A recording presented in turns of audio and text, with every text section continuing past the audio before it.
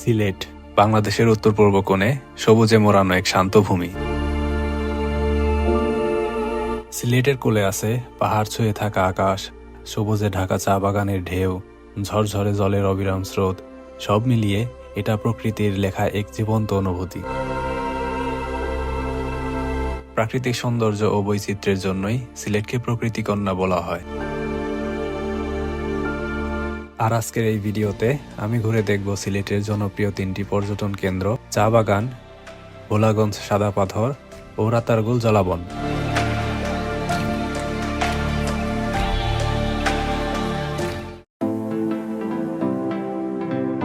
আমাদের আজকের এই যাত্রা শুরু হয় সাভার ঢাকা থেকে। বাসে বসে জানালা দিয়ে শহরের ব্যস্ত জীবনের একটি মুহূর্ত দেখতে দেখতে ছুটে চলেছি সিলেটের দিকে।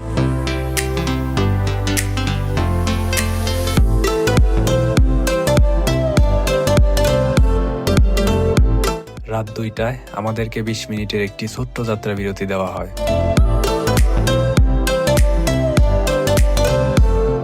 ভোরের কনকনে ঠান্ডা আর প্রচন্ড কুয়াশার বুক চিরে বাস ছুটে চলেছে সিলেটের উদ্দেশ্যে।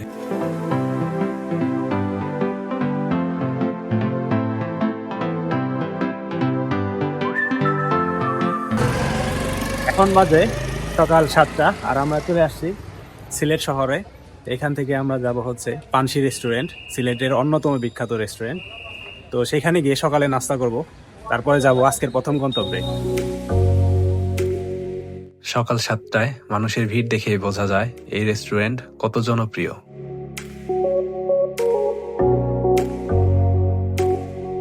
খিচুড়ি দিয়েই সকালের নাস্তা করে ফেলি।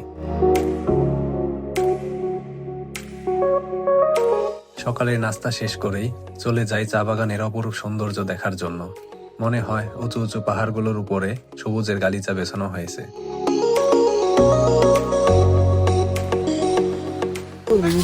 পরের দিকে উঠবো।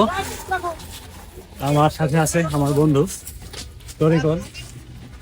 আমরা আজকে মূলত একটা গ্রুপের সাথে আসছি, একটা কর্পোরেট গ্রুপ আর একটা ট্রাভেলস গ্রুপের সাথে মূলত। তো আমি আপনাদেরকে আজকে দেখাবো ট্রাভেলস গ্রুপ আসলে একা ট্যুর দেওয়ার জন্য কতটা উপকারী। এখন আমরা আছি চা বাগানে, চা বাগানের উপরের দিকে যাচ্ছি। তোমরা কি আসবে নাকি আমি একাই যাবো? আমরা এমন একটা জায়গায় আসছি, মানে ওঠার রাস্তাটা খুবই দুর্গম। অল্প একটু ওঠার পরেই অবস্থা একদম বাজে অবস্থা, হাঁপাই গেছি। এখানে ওঠার জন্য রাস্তা করে দেওয়া হয়েছে, আমরা সেই রাস্তা দিয়ে উপরের দিকে যাচ্ছি। কিন্তু আমি রেকমেন্ড করবো এইখানে কেউ একা আসবেন না, কারণ একা আসলে আপনারা বিপদের সম্মুখীন হতে পারেন। আমি মাত্রই পড়তে নিছিলাম, দেখা গেছে একা আসলে আপনি পড়ে রয়েছেন, আপনাকে দেখার কেউ নাই।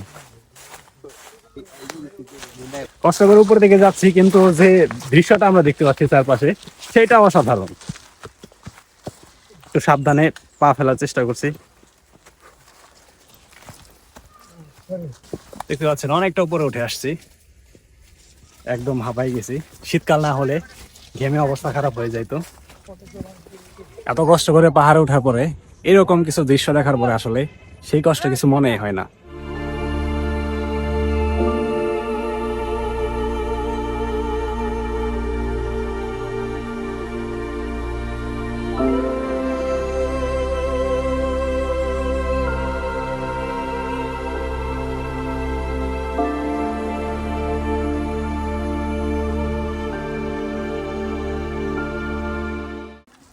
চায়ের বাগানে বেশ কিছুক্ষণ সময় কাটানোর পরে এখন আমরা চলে যাচ্ছি, আমাদের নেক্সট গন্তব্য হচ্ছে ভোলাগঞ্জ সাদা পাথর। যতটুকু কষ্ট করে উঠছিলাম, নামাটা আরো কষ্টের। একটু পা ফসকালেই একদম পাহাড়ের খাদে পড়ে যেতে পারি।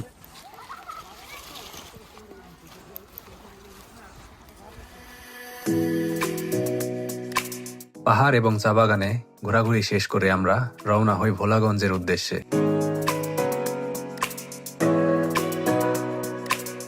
বাসে বসে জানালা দিয়ে পাহাড় আর চা বাগানের সৌন্দর্য দেখতে দেখতে এগোতে থাকি আমাদের পরবর্তী গন্তব্যের দিকে। এমন সৌন্দর্য দেখতে দেখতে আপনার জার্নি করার সকল ক্লান্তি এক নিমিষেই শেষ হয়ে যাবে।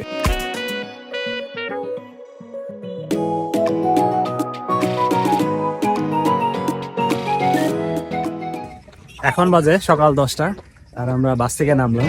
আমরা বাস থেকে নেমে সাদা পাথরের উদ্দেশ্যে রওনা হয়েছি সাদা পাথর দেখার জন্য। তো আমাদেরকে একটা নদী পার হতে হবে, আর এর জন্য মাথা পিছু 100 টাকা করে নৌকা ভাড়া। তো আমরা একটা বাজারের মধ্যে দিয়ে যাচ্ছি।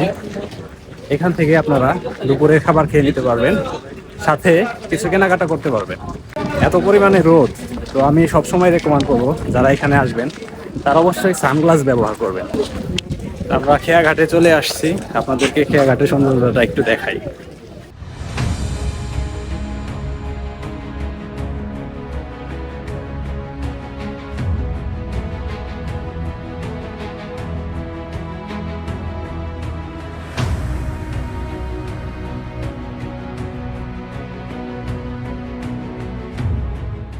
আমি নৌকায় উঠে পড়েছি, এখন যাওয়ার পালা। ভোলাগঞ্জের নদীপথ পানি আর পাহাড়ের মিলনে গড়া এক স্বপ্নযাত্রা। নৌকায় ভেসে ভেসে যখন ধীরে ধীরে এগিয়ে যাওয়া হয়, চারপাশে শুধু স্বচ্ছ নীলচে পানি আর দূরে মেঘে ঢাকা পাহাড়গুলো যেন হাত বাড়ালেই ছোঁয়া যায়।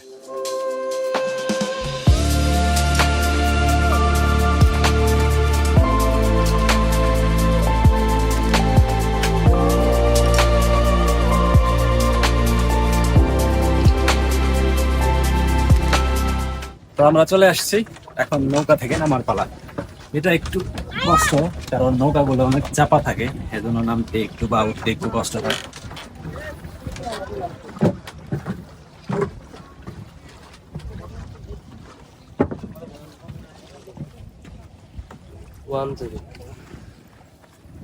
এত পরিমাণে রোদ, মনে হচ্ছে জ্যাকেট খুলে ফেলতে হবে। এর আগেও যখন আমি আসছিলাম, শীতের মধ্যে আসছিলাম, তো তখনও আমার মানে একটা টি শার্ট পরে ঘোরা লাগছে। এত পরিমাণে গরম এখানে হয়, ঘেমে অবস্থা পুরো খারাপ হয়ে যায়। এজন্য পানি হাতে রাখা আবশ্যক এখানে আসলে।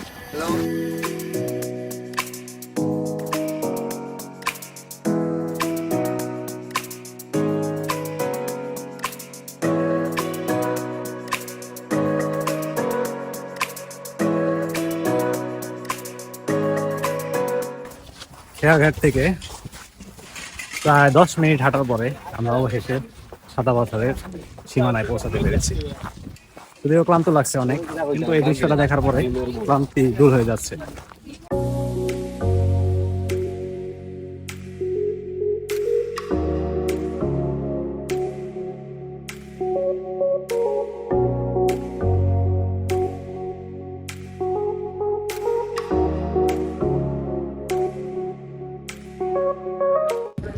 পাথরের মধ্যে দিয়ে হাঁটা আর যুদ্ধ করা একই কথা।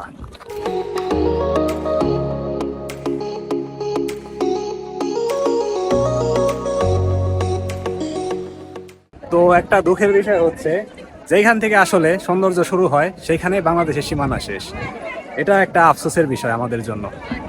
এইখানে যে একটা দড়ি দিয়ে বেড়া দেখছেন, এইখানেই হচ্ছে বাংলাদেশের সীমানা শেষ, আর ওই পাশে যত দূর চোখ যায় সম্পূর্ণটা হচ্ছে ভারতের অন্তর্ভুক্ত।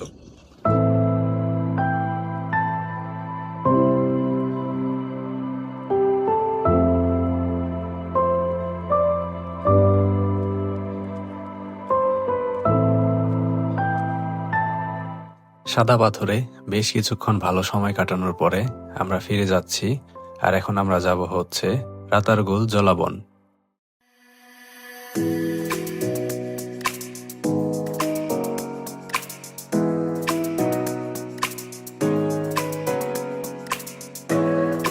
আমরা এখন যাচ্ছি রাতারগুল বনে। তো সেইখানে গিয়ে কিছু বেশ ভালো সময় কাটাবো। আমরা যদিও অনেক লেট করে ফেলেছি, কিন্তু কিছু করার নেই, এই সময় আমাদের যেতে হবে। অল্প কিছুক্ষণ সেখানে থাকতে পারবো, তো সেইখানকার সৌন্দর্য সেই অল্প সময়ের মধ্যে আপনাদেরকে তুলে ধরবো। এখন যেহেতু বর্ষার সময় না, এর জন্য পানি অনেক কম, মানে গভীরতা খুবই কম। যখন বর্ষার সময় হয় বা প্রচুর পানি থাকে, তখন তার পাশ পুরো ডুবে থাকে, তখন আপনারা নৌকার মজা আরো ভালোভাবে নিতে পারবেন।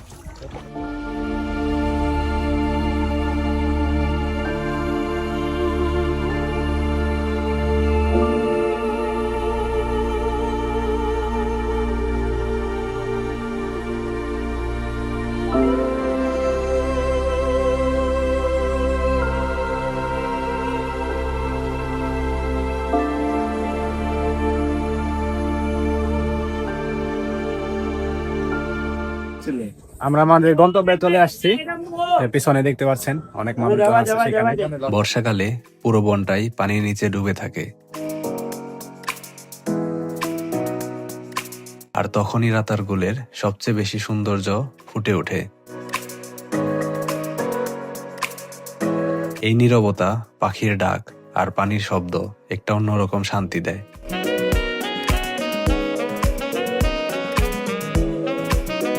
পানির উপর গাছের ছায়া আর সবুজের প্রতিফলন, সত্যি বলতে ক্যামেরায় যতটা দেখাচ্ছে বাস্তবে তার থেকে অনেক সুন্দর। এখানে এসে শহরের সব ক্লান্তি যেন এক মুহূর্তেই দূর হয়ে যায়। যদি আপনি প্রকৃতি ভালোবাসেন তাহলে রাতারগুল অবশ্যই আপনার ট্রাভেল লিস্টে থাকা উচিত। সো এখন আপনাদের বলি, ট্রাভেল গ্রুপের সাথে কারা ঘুরবেন। যারা ঘুরতে পছন্দ করেন কিন্তু একা কোথাও যেতে চান না নানা রকমের ঝামেলার জন্য, তাদের জন্যই এই অপশনটা বেস্ট। কারণ ট্রাভেল গ্রুপগুলো আপনাকে ঝামেলাহীন একটি ভ্রমণ উপহার দিবে। আজকের ভিডিও এখানেই শেষ করছি। দেখা হচ্ছে নতুন কোনো ভিডিওতে, নতুন কোনো জায়গায়।